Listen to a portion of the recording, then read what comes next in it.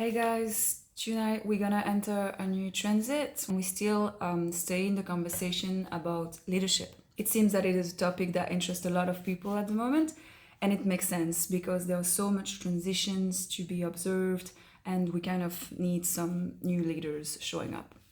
So when the Gate 31 of Influence speaks about its leadership, the Gate 7 is the role of self, right? And it's a gate that is in the G center, which is the center of identity and direction, as well as love. And it's a gate that is quieter, that doesn't speak, but supports the speech of the speaker. And when we identify the 5 top qualities of a leader, being ourselves, the leader of ourselves, right? And then having clarity on our values, on our intentions, and also including the people, considering the people, their needs, and serving them, right? The 4th aspect was to really be open to access the bigger picture, open to perspectives, and be an observer, really. And the 5th quality was to be a quieter leader, because the leaders are not the loudest. And here even more, because the Gate 7, it's an invisible leader. It's what is happening behind the scene. So we are back on the topic of self-leadership, of course, and how you are in alignment with your true values and with your identity, with your direction in life. And as soon as you are getting more and more aligned with that, and identify where you're not, because, you know, we're all humans being sidetracked by environments, aspects, other people, some other sources of influence, conditioning, belief systems, the fears. But when we are acknowledging all that and addressing all those topics, we can gain more alignment. And also a big aspect is to don't lead by the mind, right? Don't be led by the mind and don't lead by the mind. And I mean by that then leading by the heart. Because in the heart resides your true values, your true desires. And usually it's where the ego dies too. It doesn't mean that you cannot have your needs and specific desires granted, but they will be granted, they will manifest if you are actually at service. And if your ego can, go away. And because even if you are the main character of your own life, you're part of the whole. You want it or not, we are all representing a piece of the puzzle, and we all have a role to play, the role of self. Right? And it's by finding our own direction, and that is aligned with the heart, this magnetic monopole, we call it in human design, which is a crystal that is electromagnetic and has been known in science, like heart is the most electromagnetic attracting organ we have in our human body. And so when we are aligned and really magnetic, we are attracting the people and the situation that serves our own destiny to be, accomplished.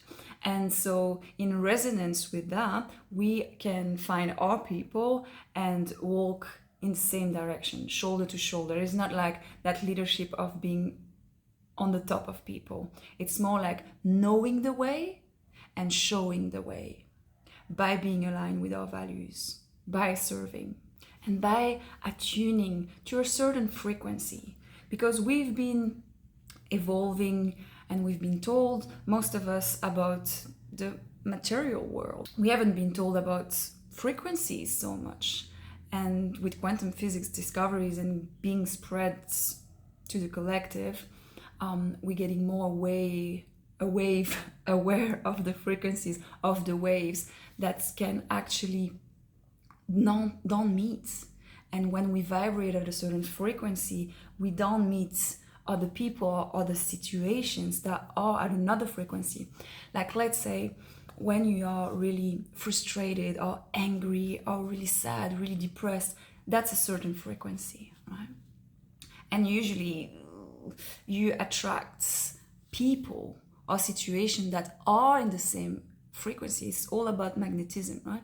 But if you manage to shift your frequency by self-regulation, really, being the leader of yourself, knowing the tools that works for you, how to regulate your nervous system. And there are many, many tools out there. Sometimes a walk in nature, a session of breath work, a bit of journaling, dancing, singing a song. There are so many tools that you can choose from. So anyway, when you manage to change and shift and align your frequency, it becomes higher, right?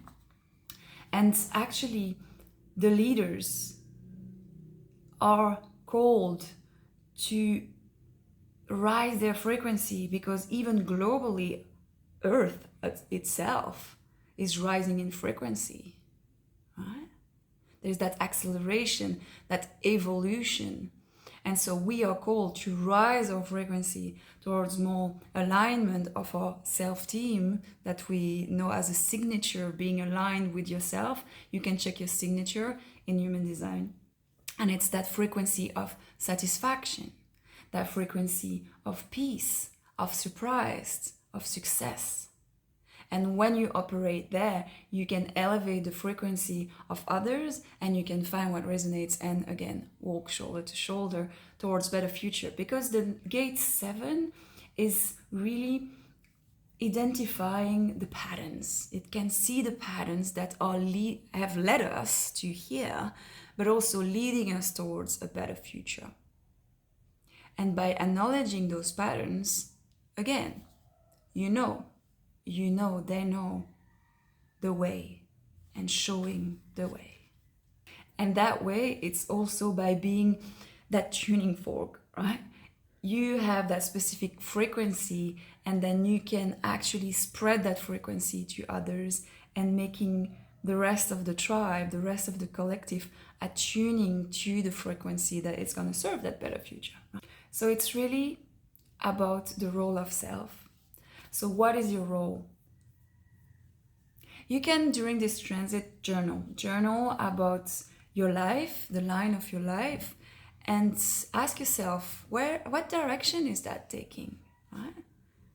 You can also identify your values if it's not yet done, or refer to your values, because again and again, I want to share that has been tremendously supportive for me to really identify my values, refer to them, and every day, check on them and see how can I embody them a little bit better every day. So yeah, map your life, map your values, and try to guide without speaking, Show by example, leading by example. This is what it is about. And this sense of direction you can find in inner stillness. Yeah, where can you connect with your values a little bit more and let go of the ego? How can you guide without speaking? And take a moment for inner stillness, because again, a lot of those energies are emerging in that space of inner stillness. We are all in this together. So I wish you a really interesting transit, a lot of reflection and realizations about yourself and where you're at, because that is the journey, right? To understand a little bit more, and with compassion and understanding, accept ourselves for where we're at, and actually reclaiming power on where we're gonna go and what we want to experience. Again, some personal power. And it's by taking responsibility of our lives, being more aware of those things, of yourself, and all those aspects about what it is to be human. And when you are response able, so you have the ability to respond to life and not react, you're gaining personal power.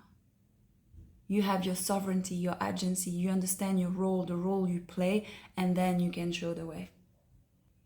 Have a great transit. I'll see you in a few days for the next one. Bye for now.